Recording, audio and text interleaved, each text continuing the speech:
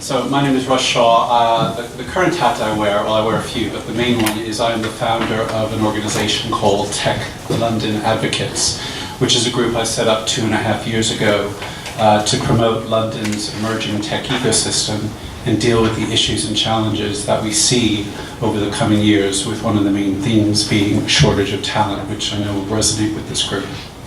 I also sit on a few different boards. I'm on the board of a company called Dialogue Semiconductor, a publicly traded company headquartered here, traded on Frankfurt Exchange. I'm on the board of a Danish fintech digital wallet business called Unwire.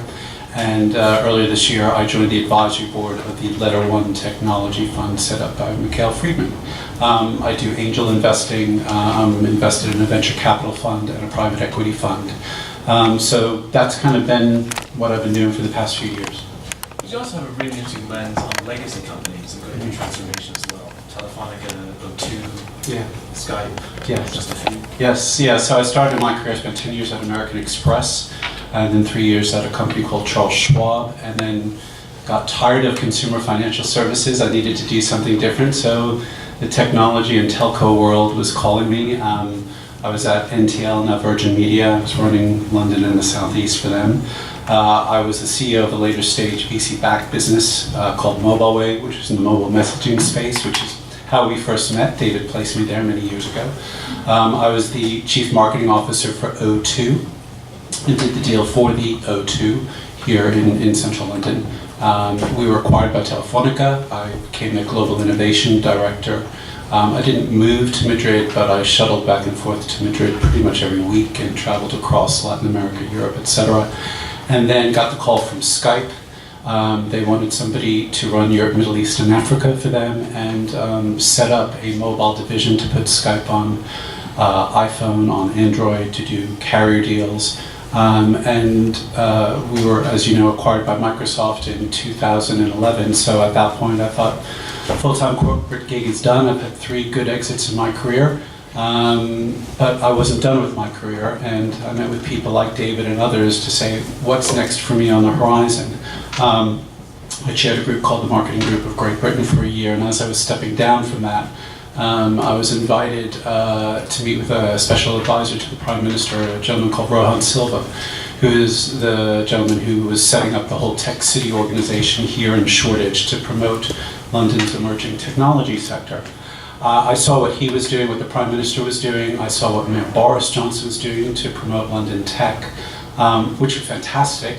But I said, where's the private sector? Where's the private sector group of leaders in this ecosystem that is effectively going to create a network similar to the way Silicon Valley works today?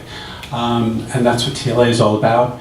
David, along with 40 or 50 others, joined me 2.5 years ago to launch this in Shoreditch, next to Google Campus. And today we have over 2,300 advocates across London, United Kingdom, and probably about 400 around the world.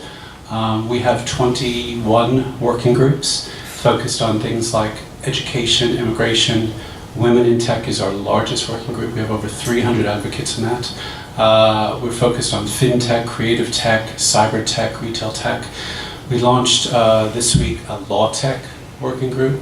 We have a TLA China working group, and in September I was in Bangalore where we launched our TLA Bangalore working group. So as tech grows and expands and collides with every industry, hopefully Tech London Advocates is that community and network of leaders that's come together to focus on building the tech sector. Not just for London, but to connect us to other tech hubs around the world. Last week I was in Copenhagen, where we launched Tech Nordic Advocates, which covers the Scandinavian markets and the Baltics. Thank you, Russ. So I guess, with all of the various hats you've been wearing, you've had a chance to see transforming success, transform failure, but also right now, I guess the rate of disruption is happening to many, many legacy industries. Yes. And I think you also have as it relates to our business, you've had the opportunity, as you mentioned, to be a candidate. Mm-hmm. You've certainly been a client for many, many years, Yes. in both your executive capacity and now also leading non-cos or boards. Yes. And I guess, I know you're not in the search industry, but having been a client and a user for so long, when you think of the themes of disruption around digital, and you think of also successes or failures that you see legacy industries go through transformation, what are some of the things that come to your mind? Yeah, I think it's interesting because I think many legacy companies, and I'm sure there are many of your clients in this room, they are doing an immense amount of soul searching. I sat on the management teams of many of these companies, and you watch your business being disrupted by nimble startups or other global behemoths from other parts of the world, and it's pretty daunting and pretty scary. I think my advice to people is, look, keep an open mind as much as you can, experiment as much as you can, don't be afraid to embrace the change that is happening out there, even if it means that your business will lose some revenue in the near term. If you stick to the traditional models that you have, and the executive search industry has been around for a long time. It's been hugely successful, but to me it feels like a traditional model in an age where there's all kinds of disruption out there. The good news for this group, I think, is that as I deal with startups, scale-ups, big tech companies, and non-tech companies that are trying to embrace digital and tech, talent is the number one issue. I was with Gavin Patterson from the CEO of BT back in September. They launched this tech literacy initiative, and he said the shortage of talent issue is their number one challenge that they're facing. They just can't find enough people. If you go into Shoreditch, if you go up to Camden, if you go further out to East London, to Whitechapel, and speak to the startups that are there, they're all saying the same thing. They're growing in leaps and bounds. There's just not enough talent. That is great news for all of you. You have an enormous opportunity in front of you to figure out how you can take advantage of that. I think the challenge that you face is the way you do that today, and the way many of you are doing that today, probably doesn't resonate with some of the companies that I interface with. So if you can think differently, think about different types of models. And David and I have been working together. David's fully embraced this advocates organization, and we've been talking about how Russell Reynolds can play a role in terms of some of the candidates that they come across who are very eager to give help and advice and to mentor the startups and scale-ups out there. But many of those businesses are growing in size and looking at pre-IPO and eventually IPO. So there's great opportunities out there if you scratch the surface and say, look, let's try it this way and not that way.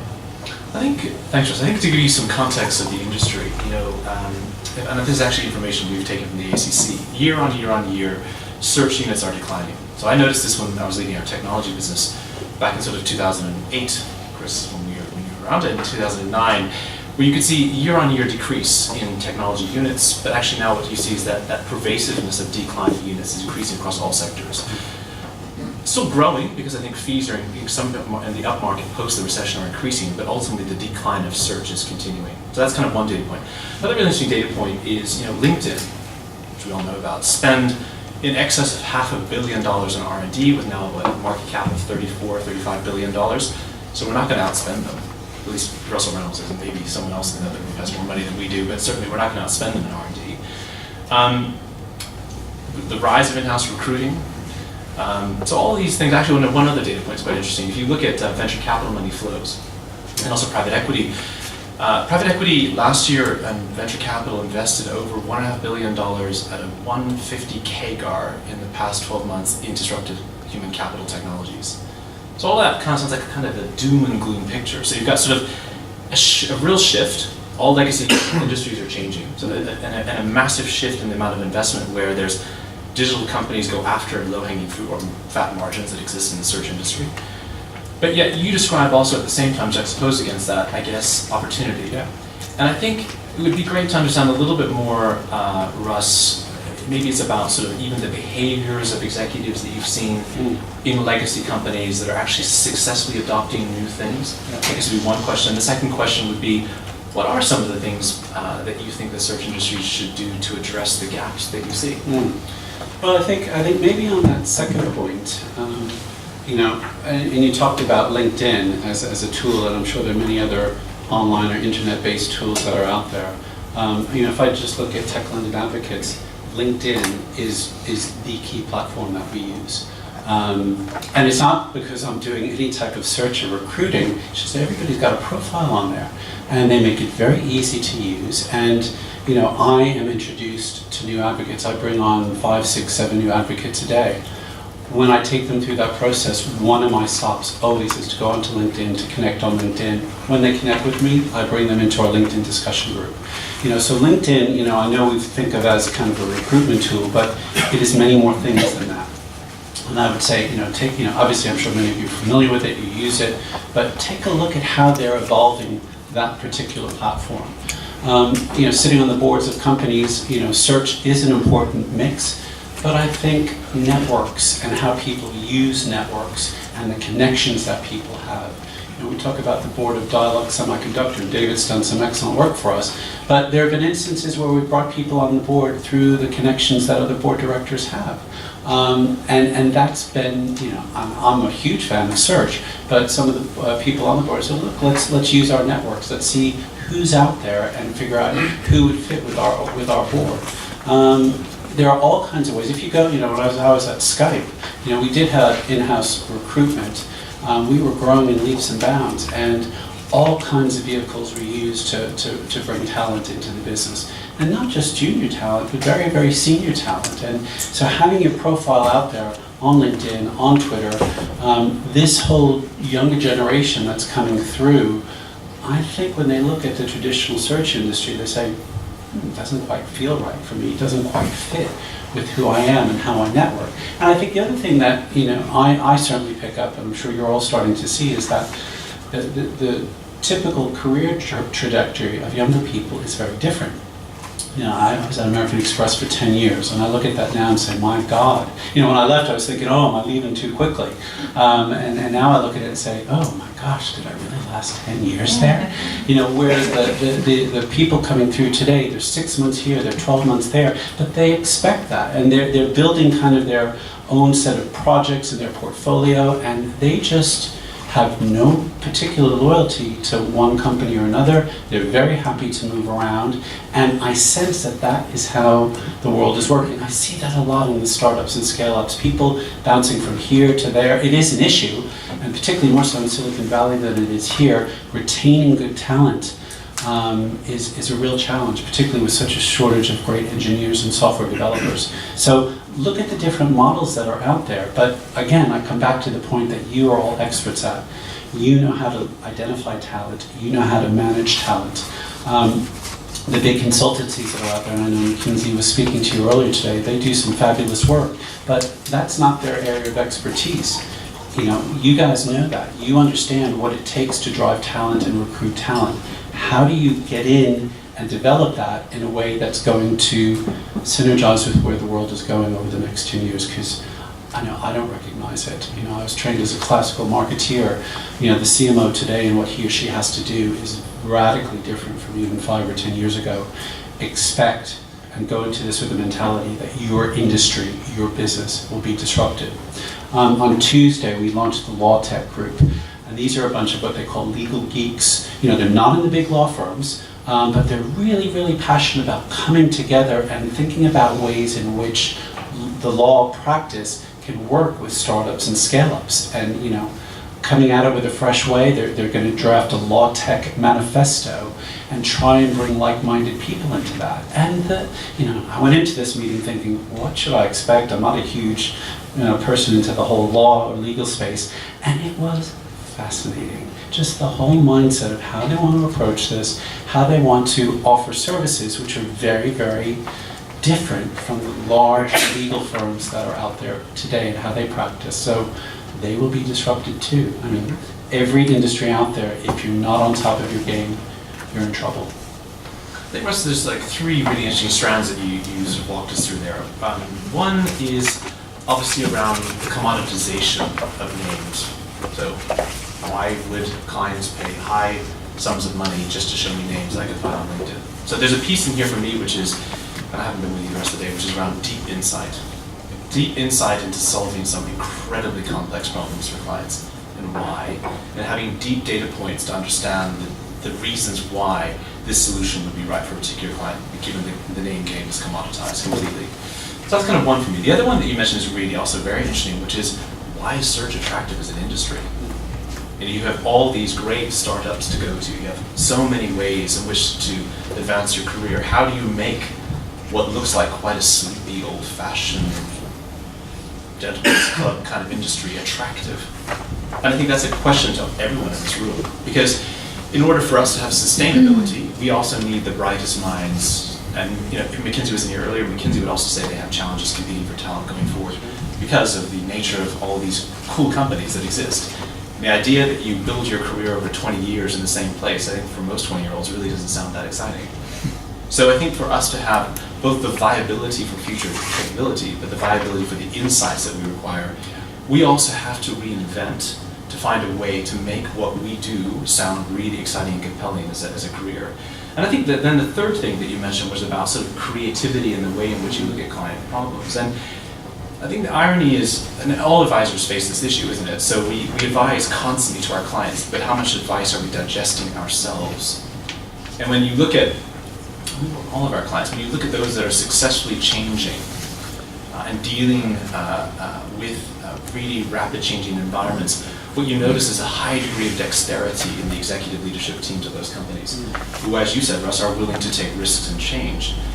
And I think that the search industry, for both its clients in the way in which we look through the lens of solving the problem, as well as going back to the talent question, has to think hard about driving that reinvention itself. I would agree with that. I would agree. It's how do you? I'm looking at this room here. I'm a 50-something, and the average age in here is fairly high.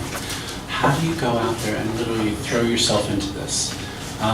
Spend time with startups, spend time with scale-ups, hang out in Hoxton, Shoreditch, or the equivalent in Copenhagen or Amsterdam or Paris or wherever, and see what's going on out there and get into that mindset. Get out of the comfort of your office and spend some time in a grotty startup or co-working space, and and listen to what people are talking about, hear what's on their mind, and get a sense of the attitudes that they have. And those of you who do that quickly and digest it and say, how do we take this back to our business and figure out how we're going to move it forward, are going to be the winners. I know your business model's not going to go away overnight. You're hugely successful. You're immensely talented. You know what's going on, but slowly, steadily, over time, that's going to start to go away. And I see that in every industry. I used to work for O2 and Telefonica. 10 years ago, 15 years ago, these were hot businesses. They're not today. They're not going to go away, but they are really struggling to figure out because they were disrupted by Google and Apple and Facebook. And there are businesses out there who want to take down Google and Apple and Facebook. I see them, and I meet these entrepreneurs who are just like, you talk to them and they want to take over the world. And I'm sure a few of them will. So it's getting into that mindset, and as you get into that mindset, you're going to see some really interesting, talented people out there, and then figure out how do you build your networks. I have an amazing network of advocates, from the top CEOs of the top companies here, to scrappy students, to teachers in Hackney, people from all walks of life, but we're all grappling with the same issues. Talent is the #1 challenge we're all facing. Yeah. And I was amazed in Bangalore. I thought, God, thriving. I was there for a couple of days. I know you've been there a fair amount. I was blown away at what I saw. And they're also saying talent is an issue for them. Traveling around Europe, San Francisco, New York, you hear it. You're in the right industry. Just figure out how to change it. Should we take some questions? I have to say, we've got 10 minutes before Russ has to leave to see Indra-Modis. Lucky me. So, questions?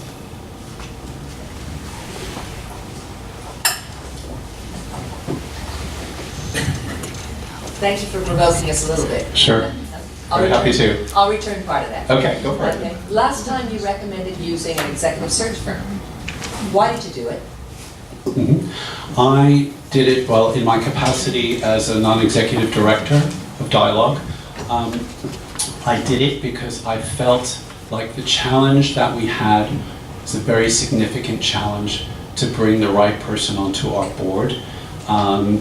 David won the pitch, but he also won the pitch because he knew and helped to build and establish our board over the past few years. So having somebody who knew who we were, who knew who all the players were, and understood the needs of our business, which is rapidly evolving. This business was a $100 million business 8-9 years ago. It's a $1.5 billion business, and we're in the process of acquiring another company that will make us a $3 billion business. So, it's not the size of a Google or Facebook, but it's gone through enormous change. And, our biggest client is Apple.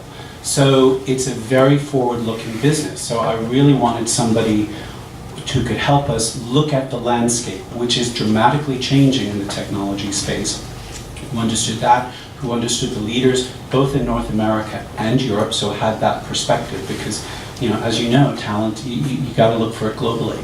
So that was, 3-4 months ago that I did that. So I will certainly recommend using search firms to people, and even to not so much startups, but maybe to some of the scale-ups that are showing some great growth. We have 13 what we call unicorns in London. These are billion-dollar businesses that have emerged over the past few years. London has 13 of Europe's 40 unicorns.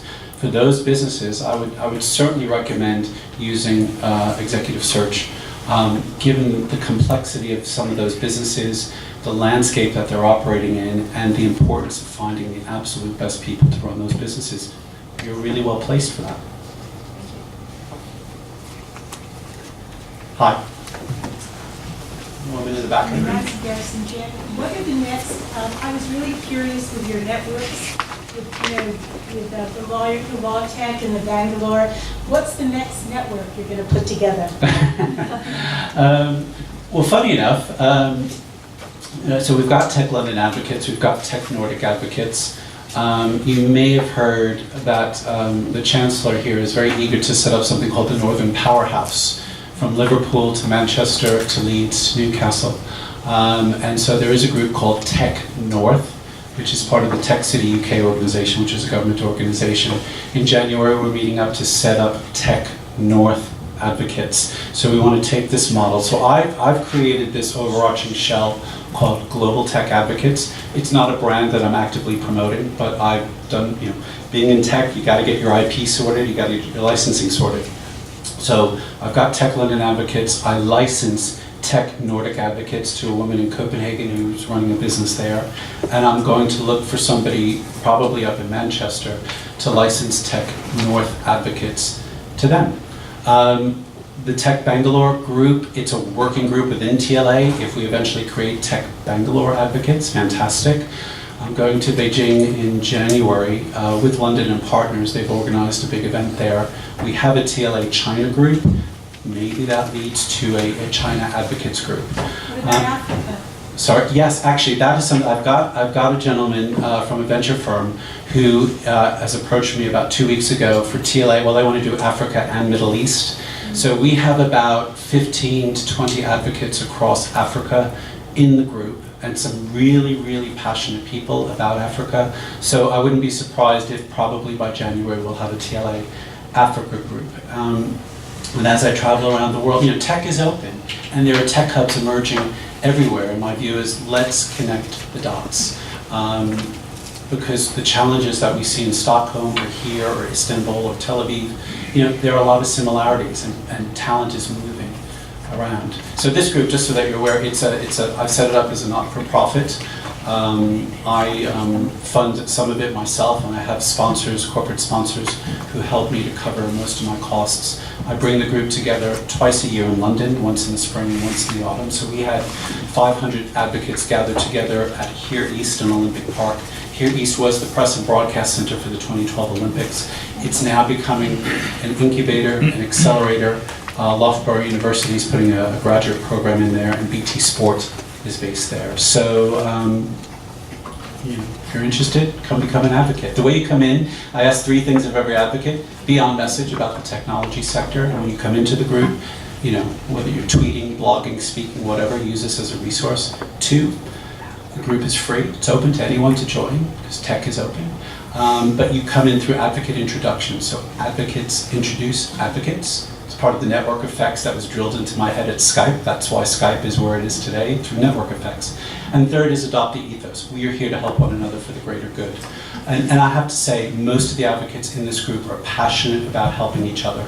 It's not about self-promotion. It's not about, and if deals happen, and actually we've created a company within TLA. 3 women from our Women in Tech group got together and created something called FinTech Circle, run by Suzanne Chishti. Great, those things happen, that's brilliant. But it's about helping each other and really collaborating to make sure that tech not only survives, but thrives. Yes.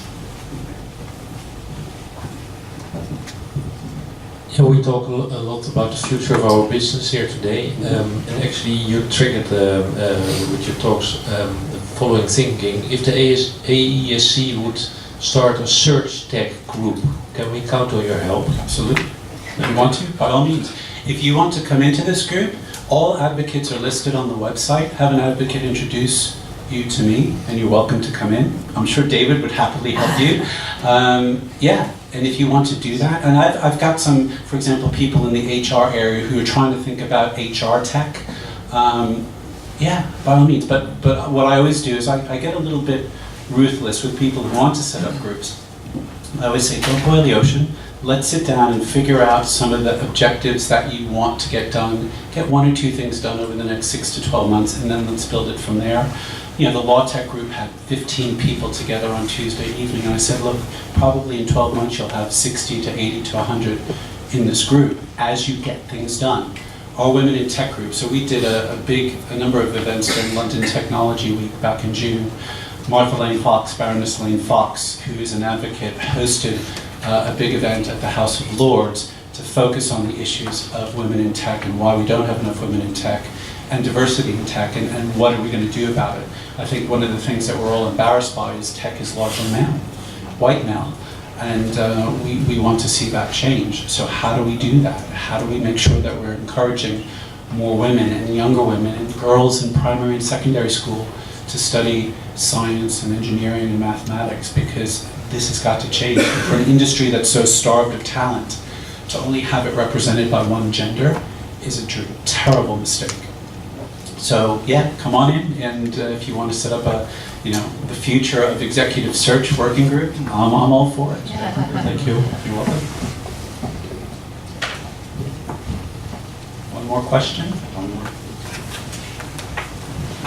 Hi, Joyce Rennie. I'm interested in your views, whether you think there's a place for game technology in executive search. For game technology in terms of using it within executive search as a tool, sure. I'm not an expert on how, but the whole notion of games and the gaming sector is incredible. We have a TLA games group, and using games and game technology, it's permeating so many different areas, and the take-up of games, as you know, and you've got particularly younger people in your family or friends, I just look at how much people use games as a vehicle. It's an exciting and different way to use a technology to attract people's attention. So again, depending on your search brand and how you come across, you might want to not come across as a bit too gimmicky in terms of how you deploy it, but I think it would be an exciting way to capture people's attention. People love games and gaming. I'd say go for it. I think particularly underlying that is an immense amount of data and analytics technology. And I think is data and analytics technology relevant to this industry? For sure. And you look at the power of what LinkedIn will create through its own analytic investment, I think it's highly, highly relevant. Very good. Great. Russ, thank you so much. Thank you very much. Thank you. I hope